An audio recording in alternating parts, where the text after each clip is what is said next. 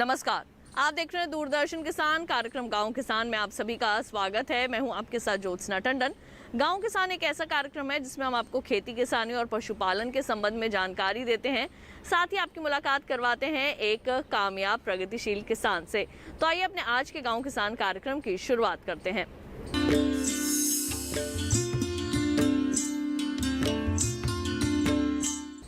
आइए कार्यक्रम की शुरुआत करते हैं हमारे पहले सेगमेंट खेती किसानी से। किसान भाइयों बहनों, आज के समय में पानी के लिए जागरूकता होना बेहद ज़रूरी है, क्योंकि हमारे देश की खेती वर्षा के पानी पर ही आधारित है और पानी का संरक्षण करना और उसका संचयन करना हमारी जिम्मेदारी है। अगर आप कम पानी में अधिक फसलों का उत्पादन करना चाहते हैं तो हमारी सरकार द्वारा कई ऐसी विधियां हैं जो कि तैयार की गई हैं, जिन्हें आप अपना सकते हैं। तो पानी की जागरूकता किस तरह से है महत्वपूर्ण, आइए जानते हैं कार्यक्रम के पहले भाग में। जल ही जीवन है। लंबे समय से हम इस स्लोगन को सुनते आए हैं, लेकिन बदलते समय के साथ हम इस नारे की रक्षा नहीं कर पा रहे हैं। घटते जल स्तर और जल स्रोत हमारे सामने कई समस्याएं पैदा कर रहे हैं। देखा जाए तो पानी की सबसे ज्यादा जरूरत रोजमर्रा के कामों में और इसके अलावा बड़े पैमाने पर कृषि के क्षेत्र में होती है। इन जरूरतों को पूरा करने के लिए हमें चाहिए कि हम जल का संचय करें, साथ ही उन तकनीकों पर काम करें जिसमें पानी कम खर्च हो। हालांकि इस ओर सरकार भी जागरूकता के लिए कदम बढ़ा रही है और कुछ गैर सरकारी संगठन भी। आज हम जिनसे बात कराने जा रहे हैं उनका संगठन जल प्रबंधन कार्यक्रम के तहत वर्षा जल का संचयन और भंडारण करने के लिए काम करता है। साथ ही गाँवों में बुनियादी ढांचे का निर्माण और पुनर्स्थापना करके भूजल की भरपाई करता है। 80% पानी खेती में यूज होता है और पानी की अब धीरे धीरे हमारे देश में काफ़ी कमी हो गई है। मतलब एग्रीकल्चर जो है, वाटर स्केर्ड एग्रीकल्चर कंट्री है ये। हम इसमें जो छोटे किसान हैं उनको जो खेती में क्या पानी को कैसे बचा सकते हैं, उसमें कौन कौन से अच्छे तरीके, उसके बारे में हम किसान को बताते हैं, उनको ट्रेनिंग देते हैं और उनको करा के भी दिखाते हैं, डेमोन्स्ट्रेशन कराते हैं।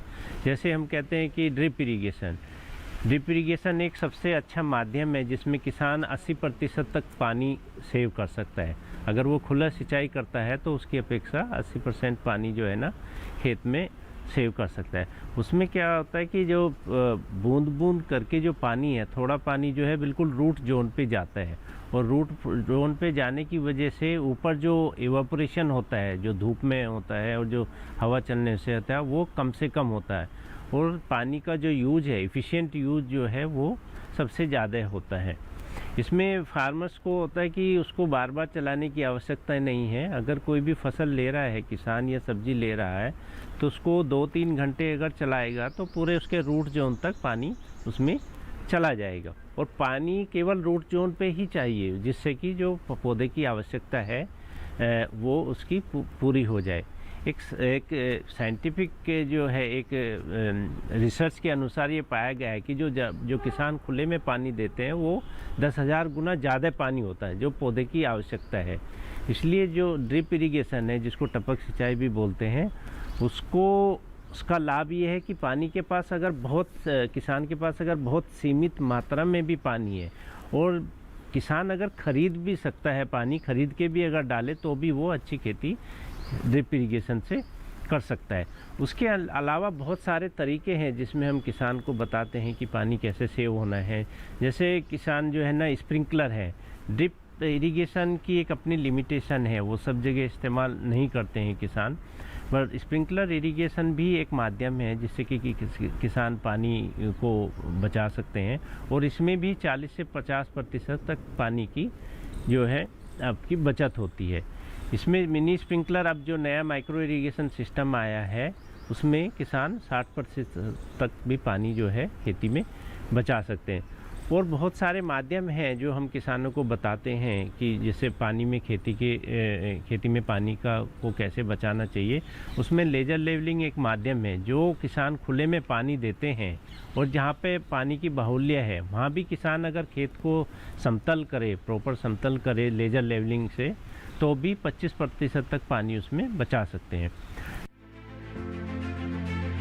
अब किसानों को ऐसी तकनीकों को तेजी से अपनाना होगा जिससे सीमित पानी में भी पर्याप्त पैदावार ली जा सके। पवन कुमार जी किसानों को इन तकनीकों से रूबरू कराते हैं, साथ ही किसानों को प्रदर्शन करके भी दिखाते हैं। जो किसान खेती करता है, सब्जी करता है, सब्जी में क्या आता है, हम किसान को बोलते हैं कि आप जो है ना ड्रिप तो हम उनको सजेस्ट करते ही हैं, बट जहाँ पे किसान ड्रिप नहीं लगा सकता किसी कारणवश, वहाँ पे हम उसको फरो इरिगेशन, जो लाइन में पानी देते हैं, नाली में पानी देते हैं, उसको सजेस्ट करते हैं। और हम कहते हैं कि किसान अगर उसके ऊपर मल्च शीट भी डाल देता है तो उससे सॉइल मॉइस्चर कंजर्वेशन काफ़ी हो जाता है, जिससे कि फसल को कम पानी की आवश्यकता होती है। इसके अलावा और दूसरे सब सरफेस इरिगेशन जो अभी नई तकनीक है जिसके ऊपर हम कार्य कर रहे हैं, उसमें जो है ना जो ड्रिप इरिगेशन से भी ज़्यादा इफ़िशिएंट है। उसमें जो पानी है वो ऊपर टपक से भी ना जाके बिल्कुल रूट जोन पे ही उसका पानी गिरता है, जिससे कि वो 10 से 15 ड्रिप इरिगेशन की अपेक्षा 10 से 15% अधिक इफ़िशिएंट है। उसमें और कम पानी की आवश्यकता है। उसके साथ हम किसानों के साथ काम कर रहे हैं इस विधि को लेकर, और इसको हम आगे, हमारी प्लान है कि हम इसको आगे बढ़ाएं। और जो बहुत ही शुष्क एरिया हैं जैसे बाड़मेर है या राजस्थान है, जो आप थार डेजर्ट्स कह लीजिए, वहाँ पे ये विधि जो है बहुत ही उपयोगी है, क्योंकि उसमें बहुत कम से कम पानी में ही किसान अच्छी फसल इसको ले सकता है।